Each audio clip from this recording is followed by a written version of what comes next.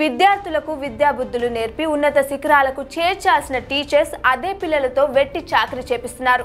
ఎన్నిసార్లు చెప్పినా కొంతమంది టీచర్ల బుద్ధి మారడం లేదు. తాజాగా ఇలాంటి ఘటనే సిద్దిపేట జిల్లాలో చోటు చేసుకుంది.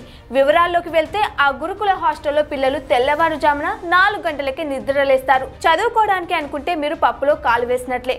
చదువు పక్కన పెట్టి మరి చపాతీలు చేస్తారు.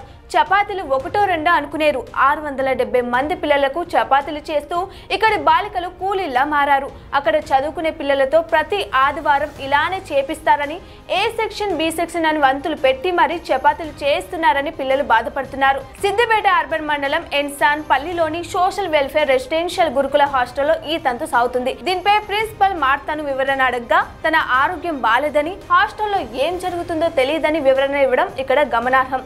తమ పిల్లలు చదువు కోసం ఇలా హాస్టల్లో జాయిన్ చేస్తే వారితో ఇలా వెట్టి చాకరీ చేయించడం ఎంతవరకు కరెక్ట్? వీరిపై చర్యలు తీసుకోవాలని స్టూడెంట్స్, పేరెంట్స్ కోరుతున్నారు.